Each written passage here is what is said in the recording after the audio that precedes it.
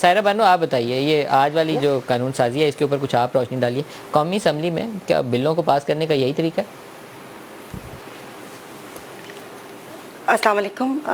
میں بیچ میں تھوڑا کال کٹ کی تھی تو اس وجہ سے مجھے آپ کی یاد ہی, لیکن جب آپ کی گفتگو بہت غور سے سن رہی تھی اور ابھی بھی آپ نے جو بات کی ہے تو وہ کہہ رہے ہیں نا کہ طبیعت عجیب سی ہو رہی تھی کہ آپ نے اس پارلیمنٹ میں بل کی بات کی. آپ نے جو بات ابھی بیچ میں کی تھی میں اس کو جوڑتے ہوئے بولوں گی کہ اس حکومت کا کام کیا ہے. ابھی محمود مولوی صاحب نے کہا کہ اسمبلی میں لوگ نہیں ہوتے, اسمبلی میں جاتے ہوئے شرم آتی ہے. 4 لوگ بیٹھے ہوئے ہوتے ہیں, آپ کو بات کرنے کا موقع نہیں دیا جاتا اور کہاں سے آرڈر آتا ہے اور ایک آ کر ایک طوفان بدتمیزی اور 15 لوگوں میں یہ بل پاس کرواتے ہیں. اور میں اب تھوڑی سی بات آپ کو تفصیل سے مطلب میں آپ کے جواب دیتی ہوں, لیکن اس سے پہلے میں ایک بات کر لوں. IMF کا قرضہ ہو, وہ آ کے کہتے ہیں کہ ہمارے چیف آف آرمی اسٹاف صاحب نے ان کی کوششوں اور ان کی کاوشوں سے لیا. گرین انیشیٹو پاکستان ہو, آپ نے جو کیا کہتے ہیں فوڈ سیکیورٹی, مجھے معاف کر دیجئے میں کسی اس توہین کی مرتکب نہ ہو جاؤں, یعنی کہ فوڈ سیکیورٹی آپ کی جو وزراء کی فوج اور آپ مرات لے رہے ہیں اور بڑے بڑے بھاشن دیتے ہیں, تم لوگوں نے اٹھا کر مطلب آپ اس کو نہیں سنبھال سکے. اب اس کے لیے بھی فوج کو آنا پڑے گا, بھلے وہ چشمہ بیراج کے 3 سولر پلانٹ جو بھی مطلب وہ ہے. تو پھر مجھے یہ سمجھ نہیں آ رہی ہم بیٹھے کیوں ہیں. میں تو کہہ رہی ہوں کہ اپنے مسند پوری سب چیزیں آپ حوالے کریں اور آپ سائڈ پر ہو جائیں. آپ یہ تھوڑی کوئی ہائبرڈ سسٹم تھوڑی ہے کہ حکومت کوئی اور چلا رہا ہے اور آپ صرف شکلیں دکھانے کے لیے اور آپ صرف افتتاح اور اپنے فیتے کاٹنے کے لیے بیٹھے ہوئے. ابھی جس طرح یہ بل پاس ہوا, جاتے جاتے مجھے نہیں سمجھ آ رہی کہ ان کو کیا پرابلم ہے, کیا ان کو پینک ہے, کون سی ڈر اور خوف ہے. جو یہ کر رہے ہیں یہ گھوم پھر کے ان کے پاس ہی واپس آئے گا.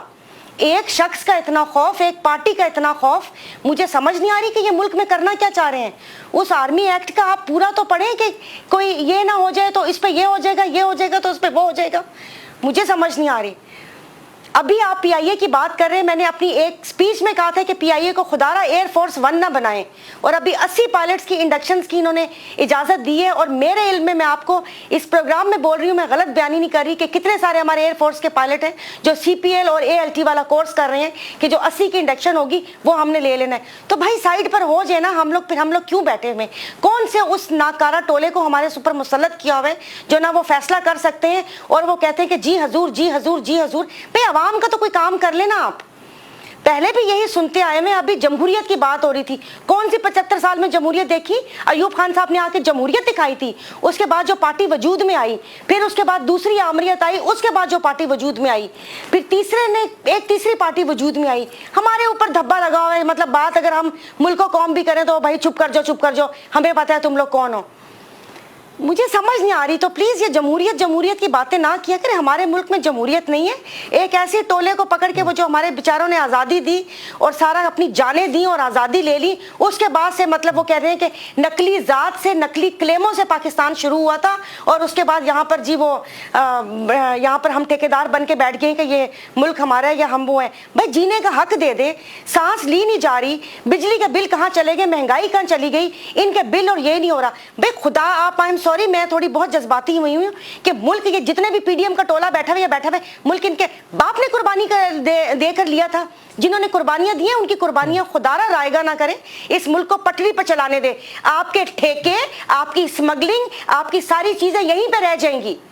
جب ہم نہیں ہوں گے تو آپ کریں گے کس کے اوپر؟ بس کر دیں. پیٹ ہے کہ بھرتا نہیں. آپ ابھی FWO کی بات کر رہی تھے کہ ابھی FW نے نالے صاف کیے تھے. FW جب ٹھیکے لیتی ہے تو کہ نالے صاف نہیں کریں گی, وہ نالے صاف کرنے کا بھی تو ٹھیکہ ہی ہوگا نا. فری میں تو کسی نے نالے صاف نہیں کیے ہوں گے. سائرہ بی بی, ابھی کیئر ٹیکر سیٹ اپ آنا ہے, اور کیئر ٹیکر سیٹ اپ کی بھی مثالیں ہیں. کبھی ہم معین قریشی کو لا کے تجربہ کیا کہ انٹرنیشنلی ایک بندہ لے کر آئیں گے, امریکہ سے بھی فٹ ہوگا, ملٹی لیٹرل ایجنسی سے بھی فٹ ہوگا, وہ ہمیں مسائل سے نکال دے گا. اس کے بعد جو کچھ پاکستان میں ہوا وہ ہمارے سامنے ہے. پھر ہم نے مصطفیٰ جتوئی صاحب کی بھی مثال دیکھ لی. اس کے بعد کیا ہوا, کوئی سنبھلا حالات نہیں سنبھلے. پھر ہم نے سپریم کورٹ کے جج ناصر الملک کو بھی لگا کے دیکھ لیا. پھر کیا اس کے بعد کھوسو صاحب کو بھی لگا کے دیکھ لیا. کچھ فرق پڑا؟ مسٹر ABC آئے گا, فرق نہیں پڑا. تو یہ سائرہ بانو مسائل حل کیسے ہوں گے؟ سر وہ کہتے ہیں نا کہ انما الاعمال بالنیات, عمل کا دار و مدار نیتوں پر ہے. کسی کی نیت ہی صحیح نہیں ہے تو آپ اچھائی کی ہم توقع کیسے کر سکتے ہیں؟ آج کل تو بس سمدھیوں کی لاٹری نکلی ہوئی ہے, بھلے وہ KPK کے گورنر ہوں یا یہاں پر ڈار صاحب کا نام اڑا ہوا ہو. جب ڈار صاحب کا نام اڑا کر ان کو رکھنا ہی ہے اور سب کے مبہم سے اشارے ہیں, تو پھر کیئر ٹیکر گورنمنٹ کی ضرورت کیا ہے؟ اسی کو آپ چلا لیں. آپ نے اور میں نے کیا کر سکنا ہے؟ ہم نے تو کچھ نہیں کر سکنا, کچھ کر بھی نہیں سکتے. ہم تو کفر اور غداری کے فتوے کے بیچ میں پینڈولم کی طرح گھومتی ہوئی قوم ہے. ہم تو کچھ بھی نہیں کر سکتے, یہ اسی کو چلا لیں.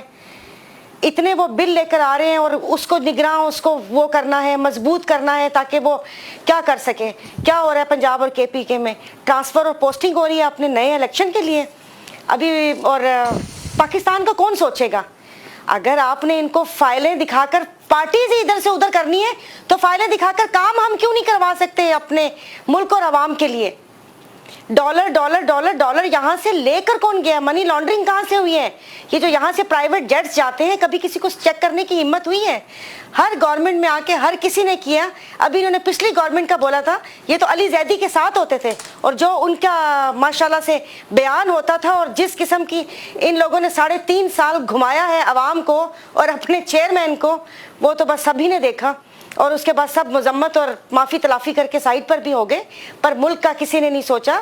اور افسوس مجھے بھی ہے کہ خان صاحب کے پاس یہ ٹیم تھی, اس ٹیم کے لیے بولا تھا کہ جس کو صرف آ کے بولنے کا شوق تھا, جن کو صرف وہ کہتے ہیں نا کہ گردن اوپر کر کے چلنے کا شوق تھا, کام شام کسی کو بھی نہیں آتا تھا,